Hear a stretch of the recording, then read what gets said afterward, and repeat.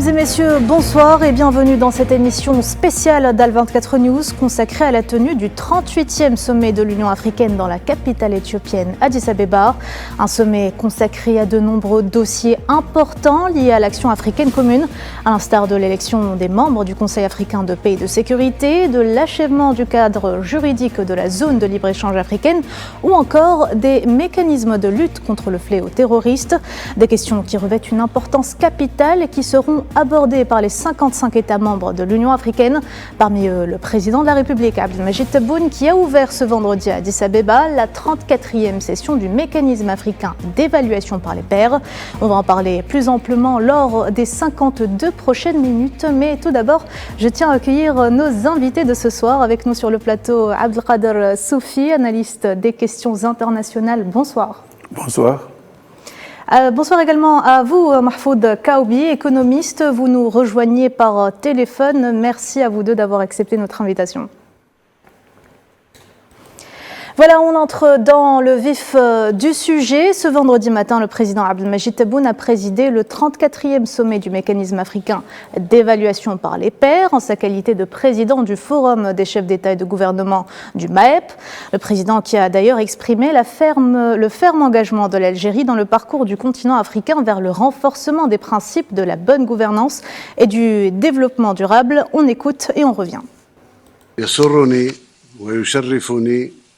أن أخاطب هذا الجمع الموقر في لقاء يعكس التزامنا الراسخ بمسيرة قارتنا نحو تعزيز مبادئ الحوكمة الرشيدة والتنمية المستدامة. إن اجتماعنا اليوم يأتي في ظرف دقيق تتزايد فيه التحديات أمام الحكم الرشيد في إفريقيا،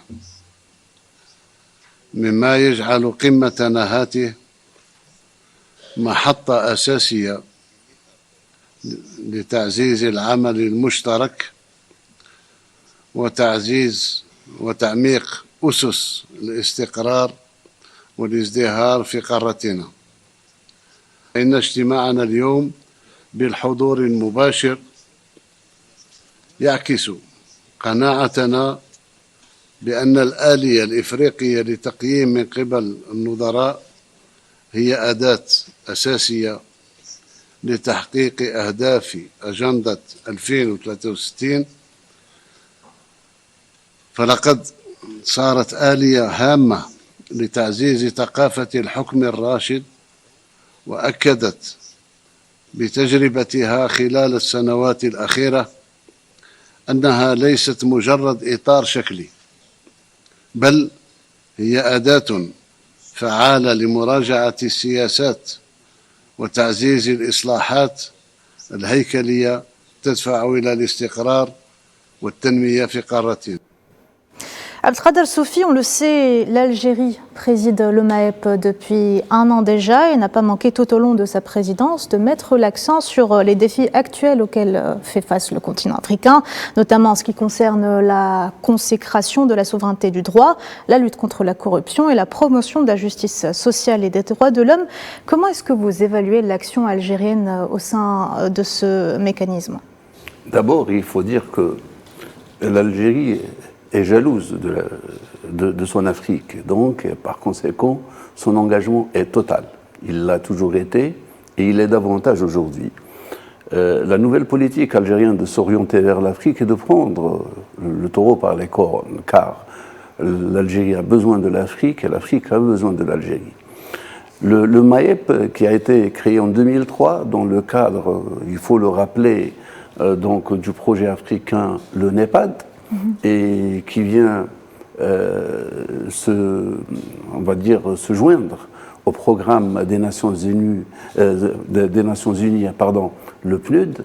Donc, il a pour objectif 4 points focaux et essentiels pour le développement en Afrique.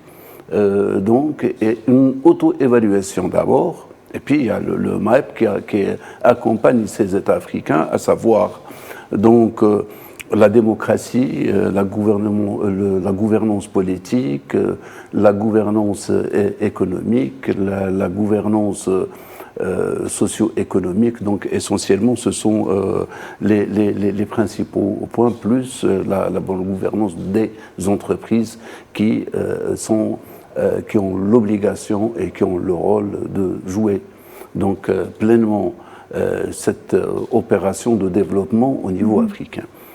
L'Algérie, donc, elle a ressenti nous n'allons pas dire qu'il y a un désengagement des États africains, mais surtout, on va dire, quelquefois une impossibilité à jouer ce rôle pleinement. Et d'ailleurs, le président de la République a rappelé lors de ce sommet les États à prendre leurs responsabilités, mais surtout à être à la hauteur de leurs engagements, à savoir participer surtout leur engagement financier.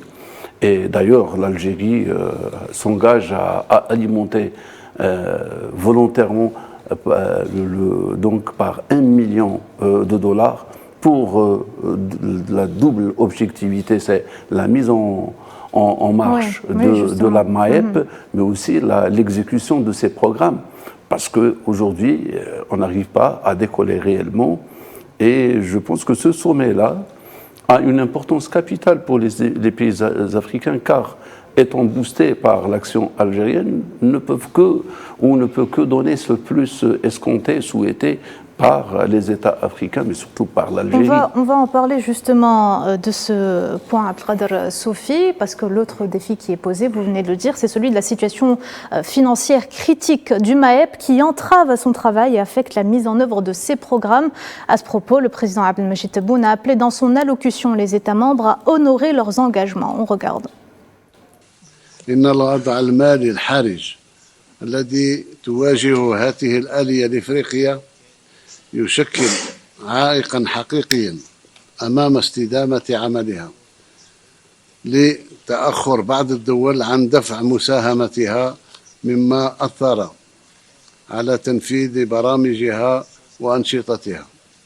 ولذلك فإني أدعو أشقائنا الدول الأعضاء إلى الوفاء بالتزاماتهما المالية سواء عبر تسوية المستحقات المتأخرة أو تقديم مساهمة طوعية.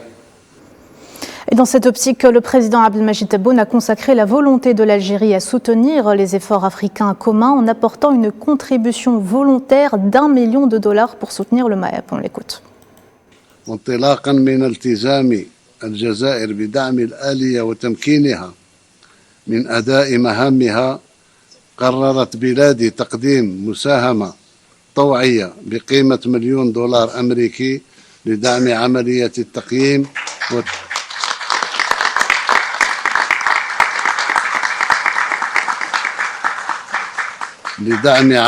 التقييم وتنفيذ التوصيات المنبثقة عنها.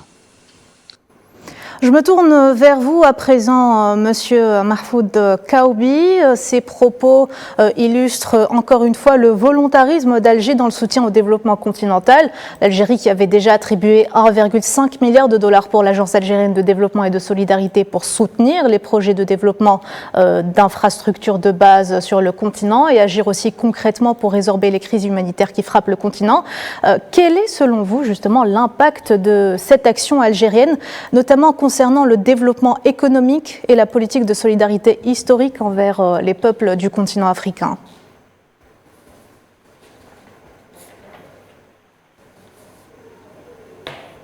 Monsieur Kaoubi, vous êtes avec nous?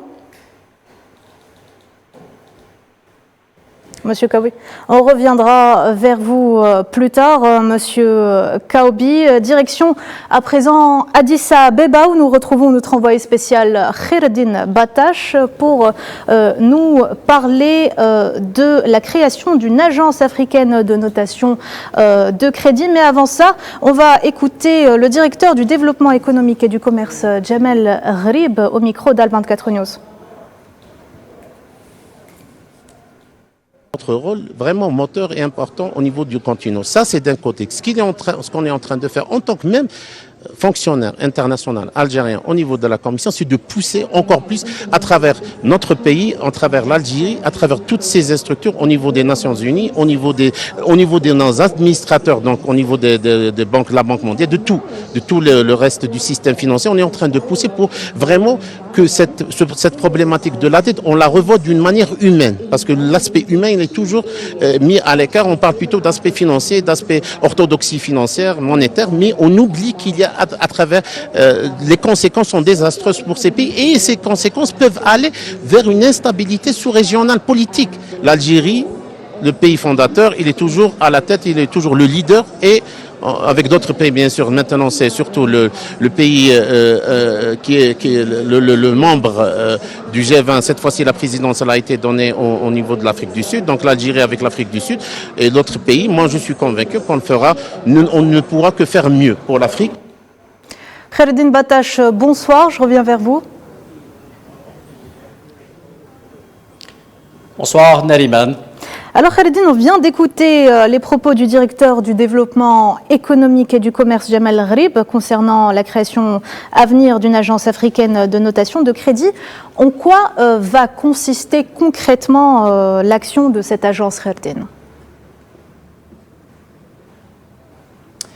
Oui, Nariman, lorsqu'on parle notation de crédit, généralement dans le domaine de l'économie et de la finance, on parle de Moody's ou encore de Fitch, ces agences dont le pouvoir incontestable et incontesté aujourd'hui entrave peut-être le développement de certains pays africains qui croulent peut-être sous une dette extérieure importante.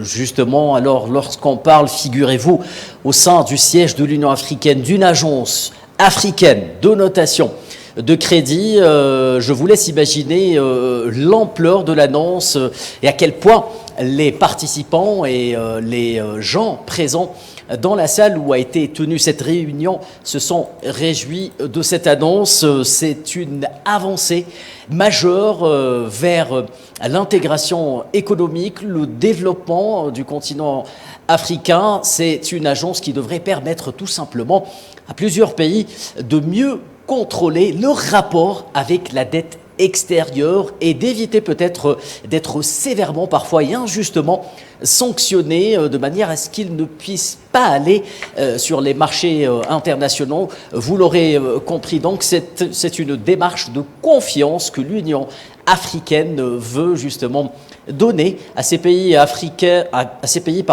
africains qui luttent sans cesse contre ce problème endémique, cette problématique de la dette. Et pourquoi pas, dans un deuxième temps, aller vers la restructuration, voire l'annulation de cette dette africaine. Khaireddine Battache, vous avez assisté d'ailleurs ce matin à la 34e réunion des chefs d'État et de gouvernement du MAEP. Que peut-on retenir de ce rendez-vous et quelles sont les attentes par rapport à ce mécanisme ? Oui, Nariman, là aussi, on a été surpris de l'engouement qui a accompagné cette 34e réunion des chefs d'État et de gouvernement du MAEP tout au long de la journée d'aujourd'hui au sein du siège de l'Union africaine à Addis Abeba. Cela démontre l'importance tout simplement de ce mécanisme africain. Alors, pour mieux le situer, il convient peut-être d'en rappeler les principaux objectifs. Nous avons la promotion de la bonne gouvernance, la croissance économique et le développement durable, l'intégration économique et l'auto-évaluation et le partage d'expérience. Vous l'avez rappelé sur le plateau, le président Tebboune, président actuel du MAEP, n'a pas tourné autour du pot en quelque sorte et a rappelé, évoqué les problèmes économiques justement qui frappent ce MAEP à travers sans financement et inciter les pays qui enregistrent peut-être des arriérés de paiement au niveau de ce mécanisme, de faire plus d'efforts afin d'accompagner le financement de ce mécanisme et lui permettre d'avancer. Le geste du jour, vous l'avez également rappelé, c'est ce $1 million de dotation de l'Algérie. Encore une fois, une manière de montrer l'exemple. L'Algérie est toujours à l'avant-garde de ce genre d'initiative. Le président Abdelmadjid Tebboune n'a eu cesse lors de son discours d'insister tout simplement sur la confiance qui doit prévaloir au sein de ce mécanisme qui n'est tout simplement que l'émanation du dialogue interafricain pour les Africains. L'intérêt porté par l'Algérie à la réussite de ce mécanisme qui est le MAEP a été particulièrement salué du côté d'Addis Abeba. Il faut le souligner. Beaucoup d'éminentes personnalités, de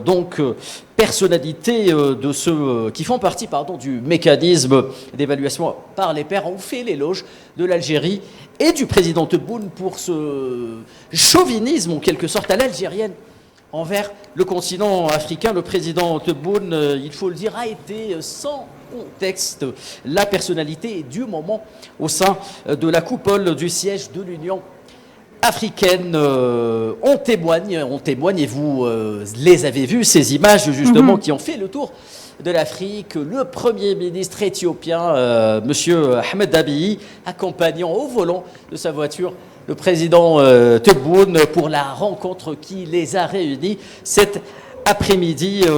Fraternité, amitié, solidarité, très bien, tout simplement les valeurs défendues par l'Algérie ici à Addis Abeba. Tout cela pour conclure, Nariman participe d'un effort de consolidation et de renforcement des institutions de l'Union africaine pour davantage d'efficacité, de crédibilité face aux transformations géopolitiques et des défis qu'on imagine majeurs qui attendent le continent africain et auxquels il devra faire face durant les années à venir.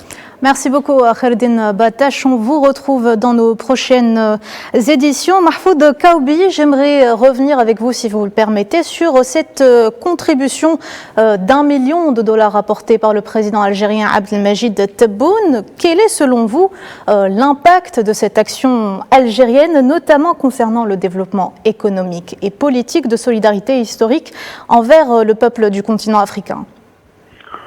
Bonsoir. Déjà sur le plan symbolique, ce $1 million vient montrer la voie aux différents pays africains que pour passer à une logique de mobilisation de fonds et à une logique d'action surtout. Et puis c'est une contribution qui est précieuse pour un continent qui bute sérieusement sur des problèmes de financement. Donc l'Algérie vient encore une fois joindre l'acte à la parole et démontrer et montrer surtout à tout le monde que les questions de développement, les questions d'aide, ce sont beaucoup plus des questions qui doivent être accompagnées d'action et non pas uniquement de discours. On peut également citer les effacements réguliers de dettes concédés par l'Algérie à plusieurs pays africains. Oui, tout à fait. En tous les cas, toutes les actions que l'Algérie a menées depuis son indépendance jusqu'au jour d'aujourd'hui s'inscrivent dans une logique qui est inscrite dans l'ADN de la politique de l'Algérie vis-à-vis de l'Afrique. Donc la dimension africaine de l'Algérie se manifeste à travers une stratégie qui vise à ce qu'il y ait de l'intégration en Afrique. Dans une logique de solidarité, de fraternité, bien sûr. Oui, tout à fait. Mais pas que. Donc la fraternité, la solidarité, mais surtout une stratégie qui vise à ce que l'Afrique s'émancipe réellement, non pas uniquement par des aides, mais surtout par du développement, par la création de la richesse, par l'encouragement des échanges intra-africains, par la mise en œuvre de projets structurants et donc par tout simplement la valorisation des richesses dont dispose l'Afrique. Donc c'est surtout ça la stratégie de l'Algérie, le paradigme algérien quand il s'agit de parler de développement en Afrique. Ce n'est pas uniquement de l'assistance. L'Algérie veut montrer la voie par rapport à cette logique de mobilisation des ressources, par rapport à la mise en œuvre de projets et donc par rapport à ce que l'Afrique soit un réel pôle de développement qui valorise ses richesses et qui constitue un acte incontournable au niveau mondial et non pas un continent qui est considéré uniquement comme source d'approvisionnement en matières premières et comme lieu de commercialisation de produits finis. Abdelkader Sofi, je reviens vers vous pour rebondir sur ce que vient de dire Mahfoud Kaoubi. Ce 38e sommet de l'Union africaine est un événement majeur pour le continent. Que pouvez-vous nous dire sur l'importance économique et politique de ce sommet, en particulier dans la conjoncture internationale actuelle? Moi, je pense que j'adhère totalement à la thèse que vient de développer Mahfoud, que je salue au passage. Et je dis que, au fait, regardez, l'Algérie espère renforcer la souveraineté financière africaine afin que, d'abord, elle puisse être au diapason avec les 3 agences mondiales de crédit, mais aussi ayant cette possibilité de manne financière qui permet justement de lancer tous les programmes et les évaluer, nous sommes dans la perspective d'un développement qui permet surtout une intégration et une résilience africaine. Donc ce point de départ de développement économique à travers toute l'Afrique qui permet à l'ensemble des États africains d'être à l'abri des menaces socio-économiques, parce qu'ils auront cette possibilité de se développer économiquement, mais cela représenterait cette barrière entre les populations, les États et les menaces, les différentes menaces sécuritaires et menaces de crimes organisés de différents types. Cela dit que nous passerons d'une action de développement qui assure une couverture sur l'ensemble des problèmes sociaux, sanitaires, culturels, économiques, éducatifs et tout ça, mais surtout, donc, ça va être ce parapluie qui va se dresser entre les populations africaines, entre les États africains et la menace multidimensionnelle. Et cela est possible. Grâce à quoi?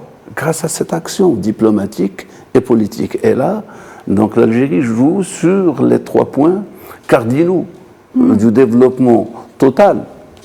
Sécurité et paix en Afrique rime avec une action majeure qui doit être entreprise par l'ensemble des États africains, mais qui ont besoin d'une locomotive qu'à chaque fois il faut leur rappeler. D'ailleurs, le président de la République, lors de ce sommet, n'a pas fait dans le langage de bois ou la fuite en avant. Bien au contraire, il a fait un diagnostic de la situation et il a rappelé à tout le monde que leurs responsabilités, leurs engagements, quand on parle de 1 million de dollars qui sont proposés ou qui sont donc apportés par l'Algérie, cela veut dire que l'Algérie, en dehors de sa participation permanente financière, elle s'engage volontairement à ramener un plus. Et c'est ce que devraient faire d'autres États. Donc ceux qui ont cette possibilité ou cet engagement, au moins de payer, de rapporter leurs engagements, ceux qui ont la possibilité de faire plus n'ont pas besoin d'être rappelés, ils le font comme le fait l'Algérie. Et en plus, donc, pour la réalisation d'un programme de l'Afrique 2063, les Africains ont besoin des Africains, n'ont besoin de personne. Et ils ont besoin d'eux-mêmes pour pouvoir construire solidement cette Afrique et la mettre à l'abri des prédateurs, à l'abri d'un monde, je dirais, beaucoup plus cruel, où le changement qui se dessine aujourd'hui, nous avons vu ce qui se passe au Moyen-Orient, et il appartient aux Africains aujourd'hui de prendre leurs responsabilités et surtout de prendre conscience que l'Afrique ne pourra devenir cette Afrique souhaitée que s'il y a cette réelle volonté de s'engager pour le faire. Et l'Algérie, Abdelkader Sofi, qui joue depuis des années déjà un rôle pivot au sein de cette institution continentale. Cette année, la volonté du pays, et à l'occasion de ce 38e sommet de l'Union africaine, a été louée, notamment pour son rôle dans le MAEP. Les détails, Safwan Ben Sabri. L'Algérie veut peser de tout son poids sur l'Afrique. Une volonté reçue à bras ouverts par les participants venus des 4 coins du continent. pour représenter leurs pays respectifs. La présence de l'Algérie et du président Abdelmadjid Tebboune a été louée, témoignant d'une africanité algérienne affirmée. Alors d'abord, le Sénégal se sent très honoré par la présence du président Tebboune, parce que je pense que le fait que le président sénégalais ait donné son accord pour participer a été très déterminant. Nous savons toute l'estime et l'affection que le président Tebboune a pour le Sénégal et en Afrique en général, parce que c'est un véritable Africain. Agréable surprise, la présence du président algérien qualifié de père parmi les pairs africains, qui préside le mécanisme africain d'évaluation par les pairs, ou MAEP, un outil dont le président Abdelmadjid Tebboune a rappelé l'importance pour renforcer la bonne gouvernance et promouvoir la stabilité, ajoutant que ce mécanisme n'est pas une simple formalité. D'abord, nous avons été agréablement surpris de le voir. C'est quand même un père du continent africain et nous avons été agréablement surpris de le voir venir présider cette réunion du MAEP, qui est une structure technique mise en place par les États africains, par les chefs d'État, pour contrôler eux-mêmes leurs actions et avec un panel de hautes personnalités. Le président de la République a appelé à cette occasion à unifier les efforts pour le progrès de l'Afrique et à défendre les intérêts de ses peuples. L'implication exprimée de l'Algérie dans ce 38e sommet témoigne de sa volonté de peser dans les affaires africaines. On se redirige à nouveau à Addis Abeba pour retrouver notre envoyé spécial Tinhinan Makassi. Bonsoir. Bonsoir Nariman. Alors Tinhinan, l'un des axes principaux de ce programme, de ce 38e sommet de l'Union africaine, est la cristallisation d'une position commune pour réparer les injustices historiques qu'a subi le continent africain. Quels échos avez-vous eu à ce sujet ? Alors Nariman, il faut déjà savoir que ce n'est pas un axe stratégique seulement pour ce 38e sommet de l'Union africaine ou de la session ordinaire du sommet de l'Union africaine. Il est question ici du thème de cette année africaine 2025. Effectivement, donc, c'est sous le thème de la justice pour les peuples africains et pour les afro-descendants par la réparation que sera entamée cette année 2025 africaine. Beaucoup de pays ont déjà l'expertise autour de ces questions, de la question de la réparation, de la question de la réappropriation culturelle. Je fais référence notamment au Ghana qui a réussi à se réapproprier des pièces, au moins 36 pièces de l'empire du royaume Ashanti, ou encore je fais référence au Nigeria, qui a réussi à se réapproprier au moins 1000 pièces des musées publics allemands datant de l'empire du Bénin. Je fais référence aussi à l'Afrique du Sud qui a entamé les procédures pour se réapproprier les joyaux pillés par l'empire britannique du temps de la colonisation. Je fais référence à tous ces pays qui sont leaders dans ce domaine. L'Algérie a célébré ce triste anniversaire hier, qui est les essais nucléaires, qui nous renvoie justement à cette réparation. Ce que l'Union africaine aujourd'hui demande communément nous rappelle ces heures de gloire de l'Union africaine, où les dirigeants de l'Union africaine regardaient ensemble vers l'avenir justement, et c'est autour de cette question de la réparation que les dirigeants africains ont décidé de regarder ensemble vers l'avenir. Quand on parle de réparation coloniale, mais aussi de la réparation datant du temps de la traite transatlantique. On fait référence aussi au massacre ou aux sévices qu'a subi le peuple sud-africain lors de l'apartheid. C'est toutes ces questions aujourd'hui autour desquelles l'Union africaine est en train de se pencher, au même titre d'ailleurs que les peuples africains. C'est des questions qui préoccupent non seulement dans le volet politique, mais aussi dans le volet économique, puisque le continent africain a été pillé durant des décennies, durant des années par la colonisation et par le néocolonialisme et par ce qu'on appelle le colonialisme nouveau. Donc c'est autour de ces questions que vraiment ici à l'Union africaine on essaye de se j'ai pas envie de dire de se cristalliser ou d'avoir un avis commun, parce que justement l'objectif de l'Union africaine est de regarder ensemble et de rappeler toujours les dirigeants africains et les peuples africains que l'unité est la force de ce continent et que l'unité a été mise en place par les pairs de l'Union africaine. D'ailleurs, c'est sous le portrait, sous le tableau des pères fondateurs de cette Union africaine ou de cette unité africaine qu'on a discuté de ces questions-là avec les participants, avec les délégations participantes. Et les échos, pour répondre à votre question, Neriman, les échos sont aujourd'hui la nécessité de s'unir, mais de surtout faire en sorte que les pays qui sont déjà avancés sur ces questions puissent apporter leur expertise et puissent aider le reste le reste du continent et pourquoi pas même du sud global à aller de l'avant pour se réapproprier son histoire, pour se réapproprier notre patrimoine. Merci beaucoup Tinhanan Makassi. Je rappelle que vous étiez en direct de la capitale éthiopienne Addis Abeba. Abdelkader Soufi, j'aimerais revenir sur les déclarations de Tinhanan Makassi. On le sait, Alger s'est distingué comme membre non permanent du Conseil de sécurité de l'ONU en plaidant la fin de l'injustice historique subie par le continent africain qui doit être représentée à l'ONU. C'est une démarche nécessaire et salutaire, n'est-ce pas? Oui. Écoute, Neriman, vous avez vu tout à l'heure dans les images comment que les Africains, donc les représentants de différents peuples ou pays africains, étaient contents de la présence du président de la République.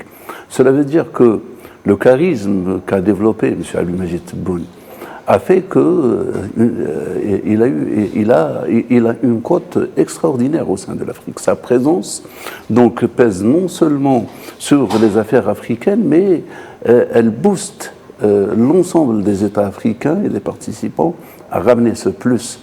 Car, rappelez-vous, quand l'Algérie est revenue aux affaires après 2019 et que la première sortie du président Tebboune en Afrique a été salutaire. Et on a dit que, voilà, nous sommes très contents de revoir l'Algérie en tant que pivot. Oui. Et c'est ce que pensent réellement les Africains.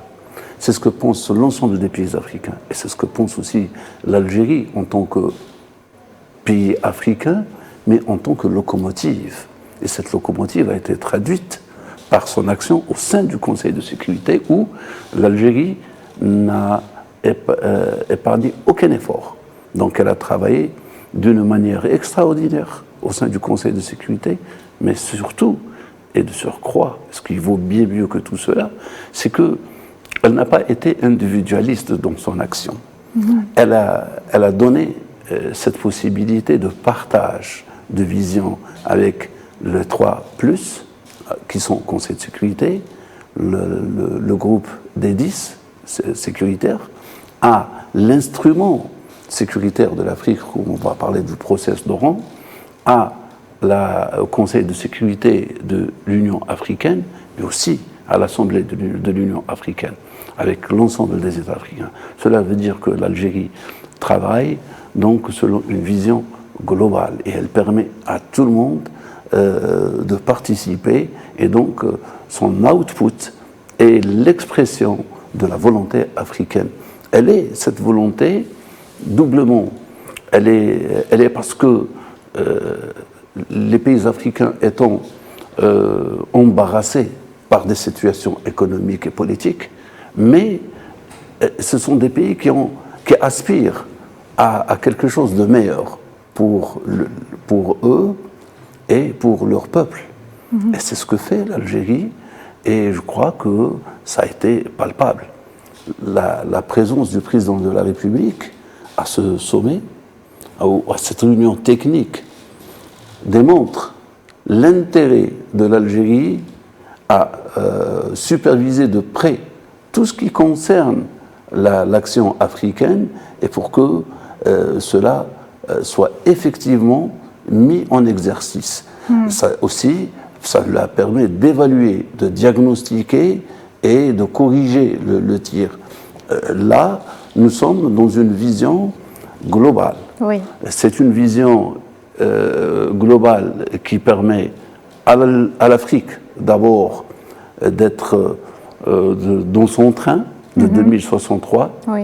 Mais elle permet à l'Algérie de jouer pleinement son rôle de pivot, mais aussi aspirer à cette émergence que connaît l'Algérie et que veut l'Algérie développer davantage. Le monde de demain ne reconnaîtra que les États qui ont cette souveraineté politique et cette souveraineté économique. L'Algérie en fait partie aujourd'hui. Justement, j'aimerais revenir vers vous, Mahfoud Kaoubi, sur ce que vient de dire Abdelkader Soufi. L'Algérie, une locomotive diplomatique, politique, mais aussi économique, n'est-ce pas? Oui, tout à fait. Abdelkader vient de le souligner d'une manière assez claire.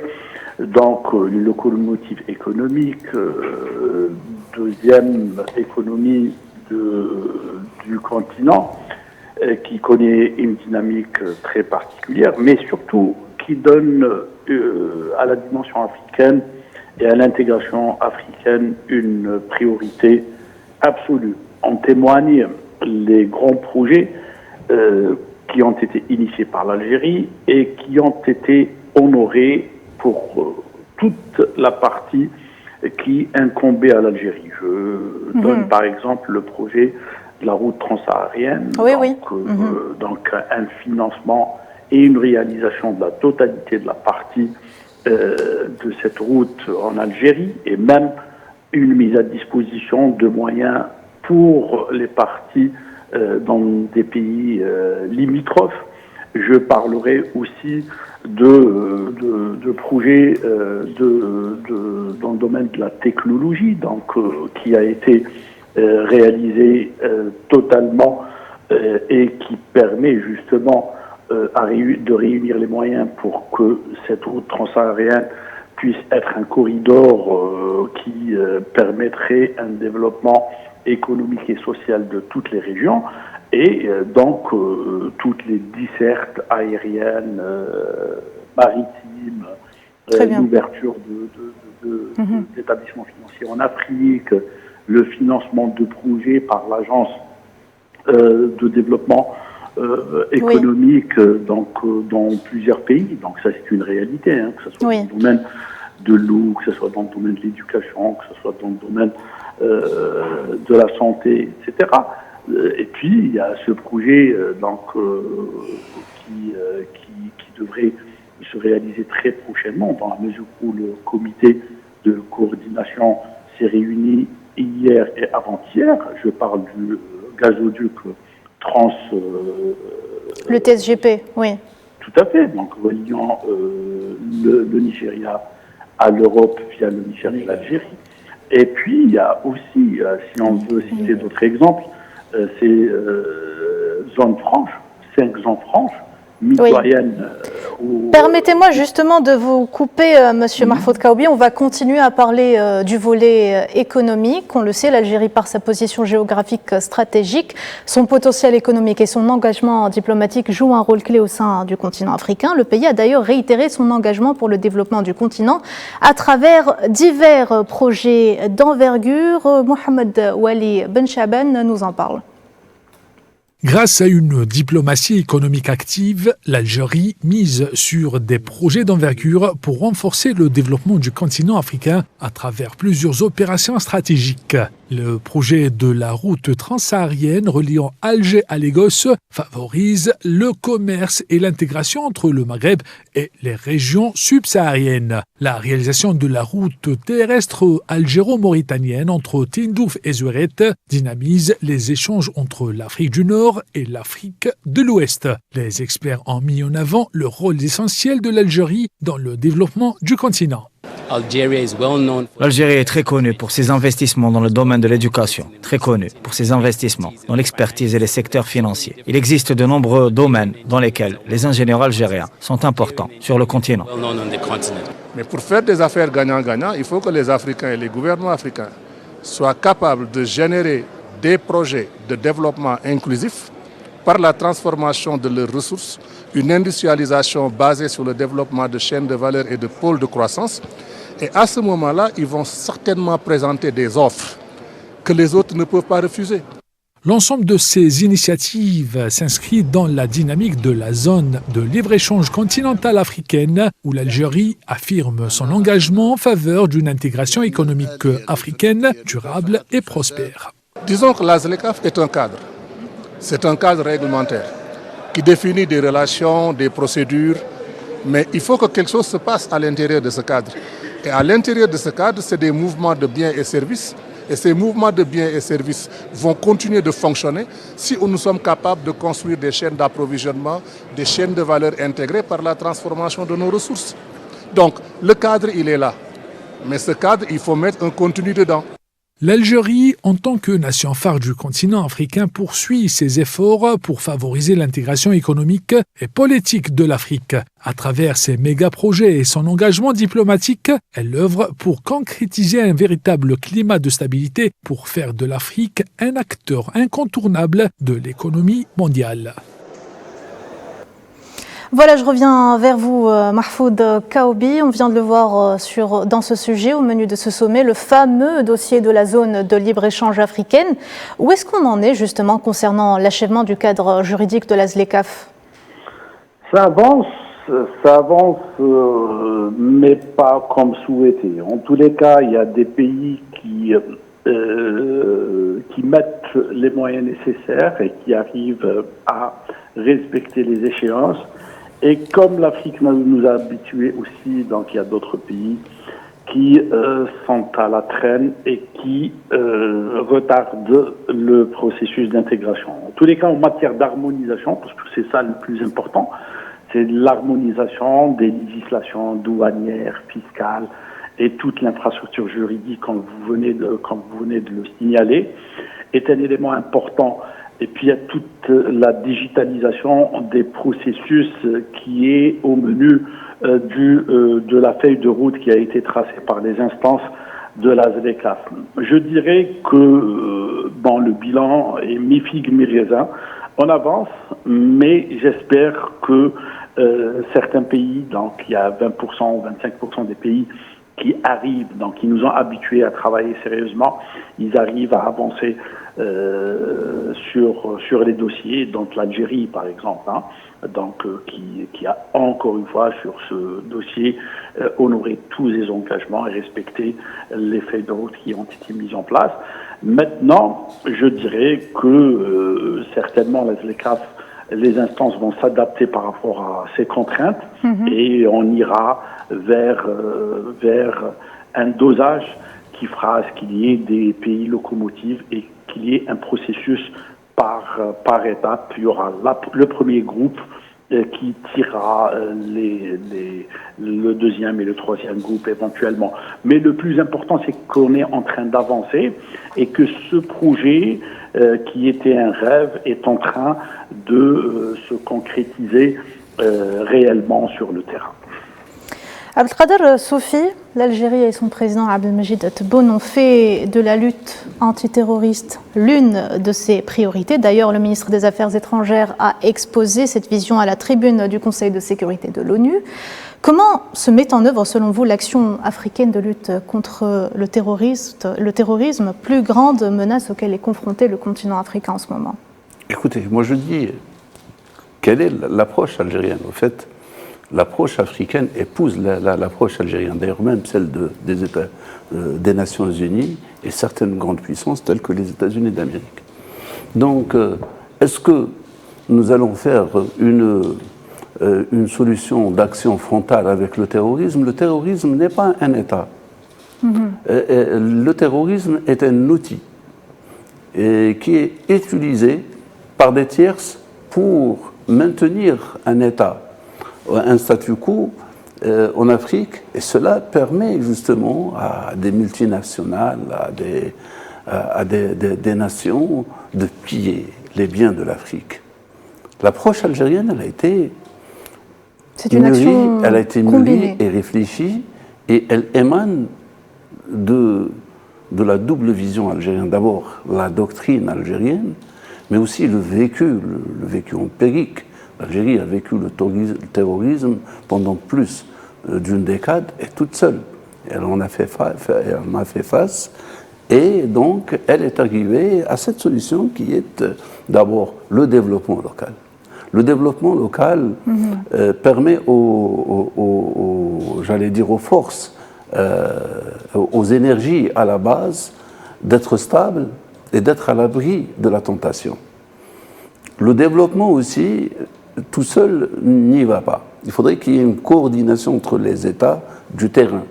Cette coordination passerait par donc les échanges de l'information, mais aussi la surveillance des frontières. La surveillance des frontières, cela permet de mettre terme ou de bloquer le chemin aux menaces asymétriques, telles que le terrorisme et le crime organisé. Ensuite, là, on ne fait pas de cadeaux avec le terrorisme, on ne négocie pas avec le terrorisme, on ne donne pas de rançon au terrorisme. Ce sont les maîtres mots et les clés de la lutte contre le terrorisme. Ce sont des solutions sine qua non. Donc ce sont les seuls qui peuvent permettre aux États de mettre terme. Je vais vous donner un exemple. Le Mali avait opté à une option militaire. Donc Serval, Barkhane et j'en passe. Mais en définitive, on a perdu plus de civils et de militaires du côté malien que d'avoir réussi quelque chose contre les terroristes. Mais la solution civile et pacifique, elle reste la seule solution et le seul chemin d'aller vers l'avant. L'Algérie a connu ça. Aujourd'hui, les possibilités en Libye, au Congo, au Mali et au Soudan ne peuvent passer que par cela. Vous avez vu le Soudan, donc par, on va dire, en apparence, par un différend entre deux approches ou deux personnes, oui. Cela a plongé le Soudan dans un chaos. Mais en réalité, c'est la partie apparente de l'iceberg. C'est parce qu'il y a des facteurs exogènes qui ont joué ce rôle et a enfoncé dans un abîme, s'enfonce dans un gouffre, la situation sécuritaire au Soudan. Aujourd'hui, elle est nourrie aussi aux frontières du Congo. Et là, donc les solutions les plus sûres et les plus durables, ce sont les solutions diplomatiques, politiques, et rien que cela. Et on rappelle que l'approche algérienne a été plébiscitée par les Nations Unies. Voilà, c'est sur ce point que nous allons conclure cette édition spéciale. Merci à vous, Abdelkader Sofi. Merci également à vous, Mahfoud Kaoubi, d'avoir répondu à nos questions. Merci à vous, chers téléspectateurs, de nous avoir suivis. On se retrouve très bientôt sur Al24 News. Très bonne soirée.